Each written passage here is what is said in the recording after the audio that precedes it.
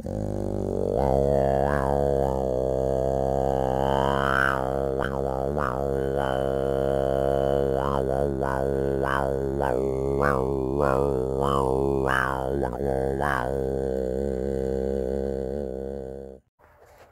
folks, that assault on your ears was this old hillbilly's attempt to sound a bit like a didgeridoo, a musical instrument from Australia. Now what am I doing talking about today? I wanted to make a quick video, right? I'm looking at some poison ivy right here. It's just something real quick here. Somebody had said that they didn't know how to identify poison ivy or poison oak. Well, here in North America and many other places wherever it's spread, at least here in North America, if you see a vine that's real hairy like that, growing up a tree, you better leave it alone. This is wintertime or late fall. And that's one of the indications you get for what poison ivy looks like. It can grow tall up trees. So if you see a nasty hairy vine like that, don't touch it. Out here now on the trail that I made that video the other night that was so cold where you could see my breath. The one where I was, old Grandpappy was getting on to the Southern Hemisphere just a little bit. Let's walk down the trail. I'm going to keep running my mouth for a minute and I'll talk to you.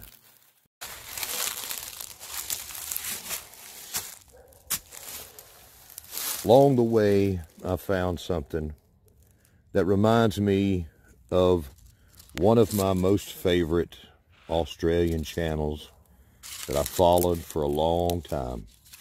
A man named Andrew. His channel name is Adventure Gold. For a long time, I've watched him take me and many other people along into Australia's history of gold mining and share with us the places of his land. You'll always find in his videos the leftover artifacts, the broken shovels and pickaxes, the machinery, the remnants of the people's lives that built a nation. Way back in the spring of this year, I introduced you to someone. I think was it this year or last year? Way back earlier in my channel, you got to meet Billy, the weed eater. Well, he's out here doing his thing now. Look at that winter coat. Hi, Billy. That's a weed eater that keeps going.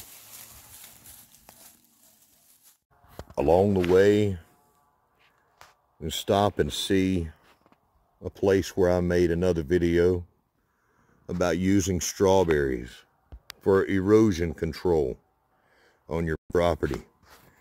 You see this drainage ditch here was getting a little bit washed away. So I showed how my neighbor is actually using the strawberries that I gave him to take care of that in a natural way. They've done well. Something interesting. We'll stop here. This, what you're looking at, is called a flying dragon. It has other names, I know, but that's a common name for it. This is a citrus fruit. Look at that nastiness right there. That right there, you do not want to fight with this. And because of that, because of a couple of things, this is a citrus fruit. It is also cold tolerant to my part of the country. Look at that. These were used back in, a few hundred years ago, especially in the South, to build fences and hedges. There is no way that you want to try to walk through a wall of these. But the fruit's kind of nice, and it's a citrus. There are places where these can still be found, especially in the leftover remains of some of those old southern plantations. Back in the spring of this year, I used to carry a few things around with me to remind me of things, and made videos with these things that I had in my pocket. You see these? Some of you may recognize these things in those episodes. That's a real silver $50 right there.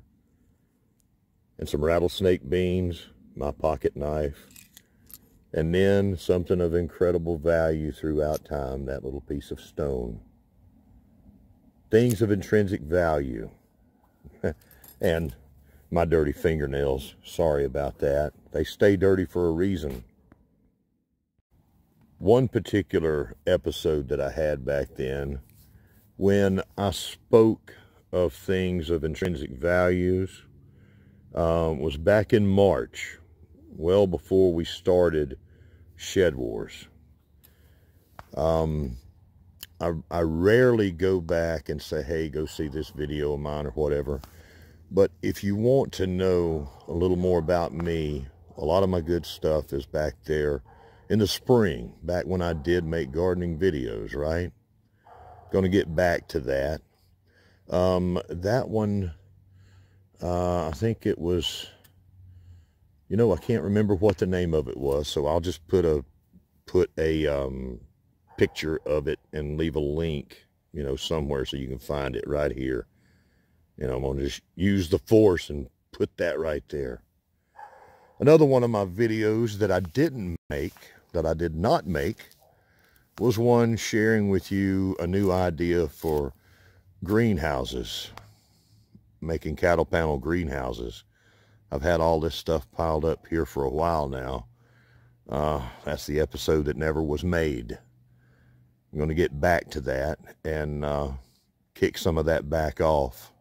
That's a long time coming. I apologize. It's gotten dark now, and you can't see much. You can't see much of the remains of my greenhouse, but I made several episodes back then. I'll need some natural lighting to come along to help me out. A little goldenrod, a little more tender here, a couple of pine cones. That'll help me get some light for us.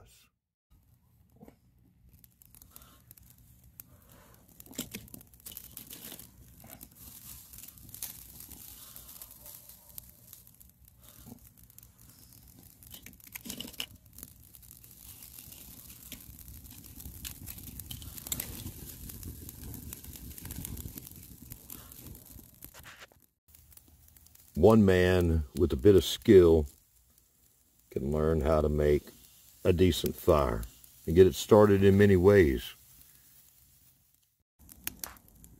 It really is easy for one man to build a fire. A little small fire like this, tell a story. And anytime we look at the original entertainment center here, I think of how many stories from how many peoples across time have been told. It's easy enough for one man to build a fire. And the fire that I was trying to create on my channel, the message of gardening and what we need to do and try to help ourselves, that message, Shed Wars has made possible to bring that message forward to the whole world. I tell you, one channel alone can't do what I had envisioned. Through our combined efforts, we've been able to do something amazing. If you do, after this, go back and check out that one episode, you'll hear my message. The thing that two hillbillies and a Portuguese Yankee started so long ago back in the spring, I think is something that had to be born. I think it had a life of its own, just waiting for that spark. What we did back then, it seems like so long ago now, has been very successful. We're able to help a lot of people, and I hope that we continue with that. The dreams that I had for it to go global and to involve the Southern Hemisphere and people around the world were made possible by it not dying out in the first season. We wanted to continue it, and it has. The good people of Australia, and I hope from South America, Africa, anywhere else in the Southern Hemisphere that are joining us, I very much thank you all. You are our brothers and sisters in this effort to join our voices together for a similar cause. The Black Eyed Peas had one of my favorite songs ever. Some of you may know it. It's called One Tribe, y'all. One people, one planet. We're all connected. Though all of our peoples have been separated and scattered out amongst the different parts of the world, I truly believe that we all started out as one tribe. And I think that we still are. Geography separates us. Governments separate us. Ideals. But Shed Wars has shown us, I believe, what it's like to unite under that common cause and be one tribe again. So, to this point of this video, I want to honor our people that have come in from Australia and helped us really get this going. We had a channel or two from South America, Brazil, from Africa that were thinking about it. The people of Australia have helped out enormously with this and taken charge. I want to thank Homestead Aus and Lynne and Wayne, and Downunder Farm and Forge with Darren as the captain. You folks are my honored brothers and sisters to us all in Shed Wars. To me and to everyone else. You've done a fantastic job.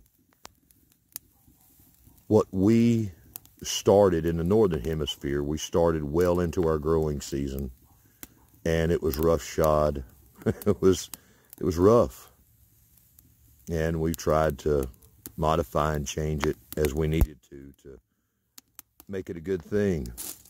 And you were handed off something to continue carrying that flame of knowledge of growing food in a rough way. And I want to say I apologize for that. But at least you know how we started now. You've got a feeling for that. The efforts of both the team captains, Homestead Aus and Darren at Downunder Farm and Forge, have been greatly appreciated. You folks have kept this going. And we in the Northern Hemisphere look forward to each and every one of your videos and a continued long relationship with y'all. It's been our pleasure having you here. Not sure what else I need to say, but it is with my heartfelt thanks to all of you in the Shed War season prior and the one that is continuing now. I want to say thank you. I guess that's it. Thank you very much. You've made this for me something incredible. Now that it's continuing and going, I can get back to doing some of the things that I need to do around here, and watch you folks continue keeping this this Shed Wars alive. I appreciate you all very much. Thank you so much for your efforts. Until next time, I'll see you again. God bless each of you and our efforts. Well, it looks like I've done it again. Hold on. Let me put a little light on this subject. All right. Okay, I'm out here walking my dog again. And I'm back to where we pretty much started this video. The reason that I made this video, the inspiration for it, was to clear up what I had said the other day. And I forgot earlier when I was making the fire completely to do this. Didn't see it until I started editing. When I made that video the other day, I gave the feeling that that Wayne and Lynn may have been stacking the deck in their efforts to build the teams. That was not my intention at all. It was me joking around and really poking fun at an old joke between Arkansas Woodcutter and Will It Grow and myself, Mark and John and myself. Because the way it started, Mark had the larger audience. He had the bigger channel. And, come here, you fixing to get me messed up, dog. He had the bigger channel and the larger audience. So a lot of people heard about Shed Wars from his channel and wanted to go over to be on his team. Most people had not heard of John at Will It Grow at that time. And in fact, that is the reason why Mark and myself, we came up with this idea to help John grow his channel. That was one of the things of Shed Wars. And so I was poking back at Mark about that. It was just a natural thing. He didn't do, the only underhanded thing that Mark did was to bring in Voon Chile as some kind of novice gardener. You know, we found out she was a ringer. But to Darren, your efforts have been commendable. You've been, you know, a little bit of an underdog, okay, because you had the smaller channel with less reach. Lynn and Wayne, you have been incredible. I love what you're doing. Your prepper channel, you're bringing out a message to people, like many of us, and I appreciate your efforts. And I don't want to end this video without saying I apologize for that, creating some confusion with that. It was not my intent. You folks are very well honored, and you've done a wonderful job. And I thank you very much. So to Lynn and Wayne, Homestead Aus, and Darren, Downunder Farm and Forge, is my special heartfelt thank you to you all. So tonight, from my little patches of southern woods to you down under in Australia, I wish you my love, my appreciation, my best of luck to you. Goodbye from Homestead Aquarius.